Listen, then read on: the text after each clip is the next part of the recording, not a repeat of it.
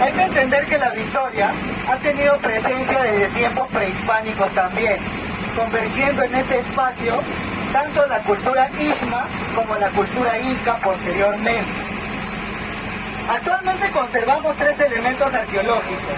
Uno que es Huaca Santa Catalina, que vendría a ser la bandera del distrito. Otro que es Balconcillo. Y el tercero que es Felicia Gómez. Siendo Huaca Santa Catalina la única que actualmente se podría visitar y que cuenta con un recorrido turístico e inclusive un museo. Esto nos demuestra la importancia de tiempos prehispánicos de toda esta área geográfica. Yo les hago una pregunta ahora. ¿Ustedes conocen o han escuchado sobre el famoso Capac Ñan? Sí, el camino Inca. El gran camino Inca, ¿verdad? Y una consulta. ¿El camino Inca pasaba por la Victoria? No sé. Puede ser. Hemos visto la vía expresa por donde pasa el metropolitano. Es un tramo del antiguo Capac Ñan. Hay tramos de la avenida Grau que eran parte del Capac Ñan. Hay tramos de la avenida Arriola que eran tramos del Capac Ñan. Eso nos demuestra que el distrito estaba bañado y rodeado por lo que es el gran camino Inca. Hay que entender que inclusive el camino Inca ya existía también desde tiempos previos al incanato. No es una construcción de los incas, ojo. El gran camino Inca viene inclusive desde tiempos de los Huárico. La cultura Ishma, que es la cultura a la que pertenece la Huaca Santa Catalina, donde nosotros ahora estamos dirigiéndonos, perteneció principalmente a esta cultura. ¿Cuál era una de las características más importantes de la cultura Ishma? Que para la época se apoderaron de gran parte de lo que hoy nosotros conocemos como Lima. Si la mayoría de nosotros conocemos o hemos podido viajar o transitar por la actual ciudad, podríamos darnos cuenta o entender el paralelismo que les voy a poner ahora. A los Ishmas los encontramos inclusive en la actualidad desde el distrito de Lurí hasta el distrito de Comas. Si nos damos cuenta, es casi toda nuestra ciudad actual. Y es ahí gran importancia de esta cultura. Tan importante que cuando los incas llegaron a este espacio, no los conquistaron mediante un efecto bélico, mediante guerra. Los conquistaron mediante un acuerdo pacífico, político. Y esto se puede confirmar porque no hay un solo vestigio de guerra en lo que consideramos hoy en día la Lima metropolitana. Un ejemplo. Al norte de Lima, en lo que hoy es la ciudad de Huaral, existe un sitio arqueológico que se llama Cerro Trinidad. Y en Cerro Trinidad, en el 2004-2006, se excavó por un arqueólogo que se llama Carlos Farfán. Y él en Cerro Trinidad encontró casi 100 cuerpos. Y esos 100 cuerpos tenían una característica. La mayoría estaban desnudos, boca abajo, maniatados y con una piedra sobre el cráneo. Eso es violencia. Ese es un resultado de un efecto bélico. Pero si buscamos ese resultado o eventos similares en el resto de Lima, no vamos a encontrar. Y eso nos demuestra cómo los incas en este espacio entraron de manera pacífica y política.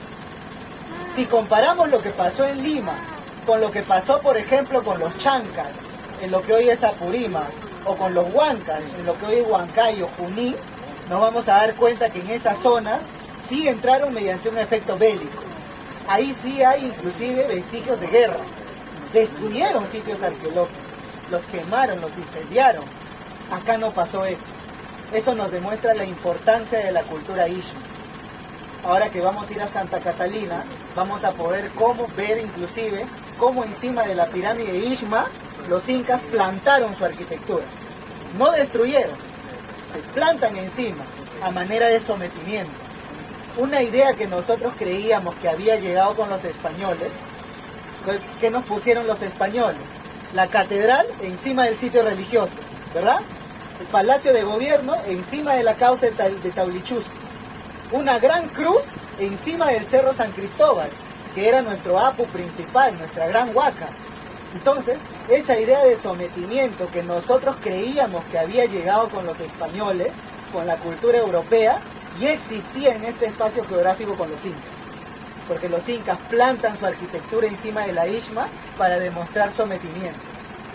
No destruyen. No hay guerra, pero sí los someten. Y es ahí gran parte de la importancia política y el manejo político que tenían los incas cuando querían conquistar o anexar un territorio. Entonces, en Lima también vamos a encontrar muy pocos sitios arqueológicos incas construidos desde cero, salvo Puruchuco en Atevitarte y Cerro Culebras en el Callao, por ejemplo. No vamos a encontrar otro sitio arqueológico, o pueden ser muy pocos, construidos de cero. La mayoría son reocupados, la mayoría son recompuestos, son sitios reutilizados por los incas según sus necesidades. Y esto lo vamos a observar en Huaca Santa Catalina. Pero también podemos observar que este motivo de sometimiento, por el cual, por ejemplo, los incas destruyeron a los chancas y a los huancas, es una de las grandes razones por el que posteriormente Francisco Pizarro nos puede conquistar. Muchos se preguntan, ¿cómo es que 35 españoles pudieron conquistar un imperio que llegaba casi al millón? He ahí una de las grandes razones. Los chachapoyas, los chancas, los huancas, posteriormente se unen a los españoles y combaten contra el incanato, combaten contra el Tahuantinsuyo, ponen al servicio de los españoles todo su ejército. ¿Sirvió? Sí, porque cuando los españoles ganan al Tahuantinsuyo, todas las tierras que se les habían sido quitadas son devueltas. Entonces, ahí nos damos cuenta cómo lo que nosotros podemos creer que es una historia tan lejana, tan alejada de nuestros tiempos, en realidad convergió para que sea lo que hoy conocemos como parte de nuestra historia. El incanato fue destruido y pudo ser conquistado gracias a que los pueblos a los que ellos conquistaron con mucha belicosidad, con mucha violencia, posteriormente se unen a Pizarro. Entonces, es ahí uno de estos grandes motivos. Pero también en la arquitectura de Santa Catalina vamos a poder observar esto. Entonces, converge Santa Catalina, que es una huaca Ixma, pero también tenemos Balconcillo, que es una huaca que, si bien presenta materialidad Ixma, tiene principalmente materialidad Inca. He ahí la importancia de Balconcillo. Si quizás excaváramos Balconcillo, vamos a poder encontrar mucha más información de lo que en una primera instancia se encontró en Huaca Santa Catalina. Ahora, Huaca Santa Catalina ha sido excavado desde el año 1970 por dos arqueólogos. Un arqueólogo que se llamaba Humberto Gersi Barreda y otro arqueólogo que se llamaba Jorge Segarra.